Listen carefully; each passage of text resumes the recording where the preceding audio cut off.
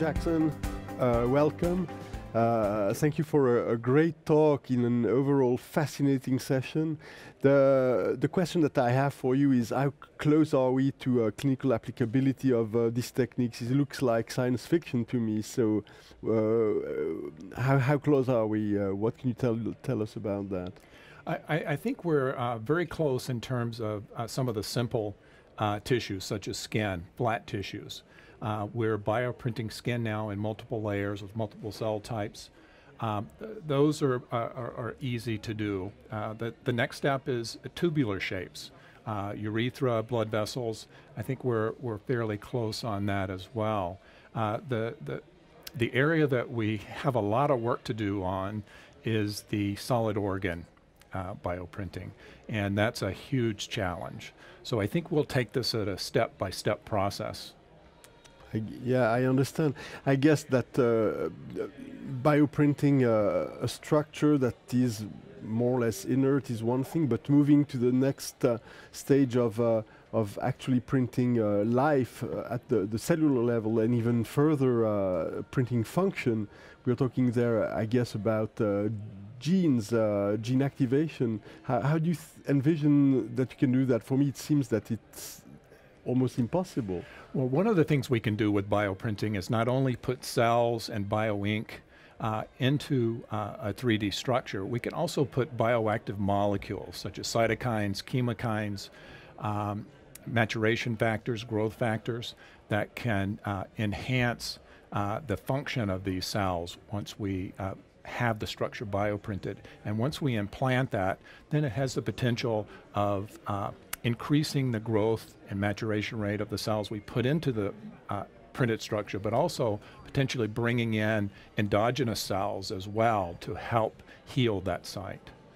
I understand. So when we are printing, like Xeroxing a text, you need ink and paper. So what do you need to bioprint an organ?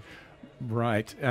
Right now we're using a combination of materials. First is the bioink, and that's where we place our cells within that material. It's a softer material. It can be cross-linked to stiffen it up once it's bioprinted, but it's still not strong enough to maintain complete structure and even to be sutured into a wound site. So we use other materials that are potentially synthetic, and we can use that as structural support, and we use an integrated bioprinting system where we can at the same time print the structural component, the synthetic materials, as well as printing the bioink that's containing the cells. This is amazing. How little do you, how small do you bioprint? Can you bioprint DNA? Right now, we can't bioprint DNA per se. We can bioprint cells very readily, and from there we can use that and place these cells in specific locations within our construct. So we can print multiple cell types. And then we can place, like I said before, the bioactive materials, and we can place those at specific spots within the construct itself. And depending on your application, you have a lot of options that you can use. When you bioprint a cell, what do you bioprint? Do you have an opting out possibility? Do you bioprint HLA antigen at the surface of the cell or not? No, we can't get to that fine of detail. Right now we use a pneumatic system and extrusion bioprinting system, and we can print down to about 100 microns in resolution. 300 to 100 microns is the level of resolution that we can get with that type of system. Other systems that I mentioned in the earlier talk, and using some of the piston-driven, we can get down to smaller, potentially down to 550 microns or less. But avoiding to bioprint the histocompatibility antigen, in fact, is good because you will have no rejection. So are we heading towards a solution where you will have organs for all, no more organ shortage, and no rejection? Well, that's one of the things we're working toward. And one of the projects, interestingly, that we have at the Wake Forest Institute for Regenerative Medicine is trying to engineer the thymus. So if we can actually do that, we can potentially completely manipulate the immune system and have donor-specific tolerance induction. And that's the goal of solid organ transplant. Wow, my gosh, don't go too far, you're making me dizzy. This is news that I had no idea about. So we are going to change the source of the organs who are transplanted if this moves to clinical reality.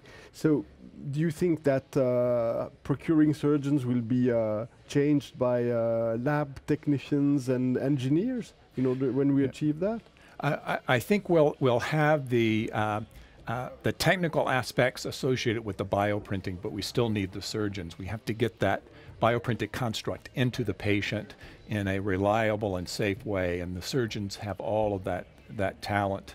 And so we may be able to produce the tissue or the organ, and then the surgeons are needed to actually implant. But you will still allow us to stay in bed at night and avoid us to get up in the middle of the night to do a procurement, right? That would be a good goal in terms of the surgeons. Okay, so if we invite you again at ESOT for one of these plenary sessions, do you think that one day you will be able to Xerox a functional kidney live on the stage while you are delivering your speech? And how long will it take before that happens?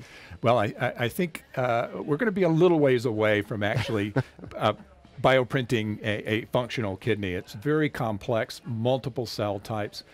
Right now is our biggest hurdle is vascularization. So once we get that figured out, then I think we're on our way. Okay, fantastic. Thank you very much, Dr. Yeah, Dr. thank Jackson. you. Very much enjoyed your show, your talk, and enjoyed talking to you. Thank Good you. evening.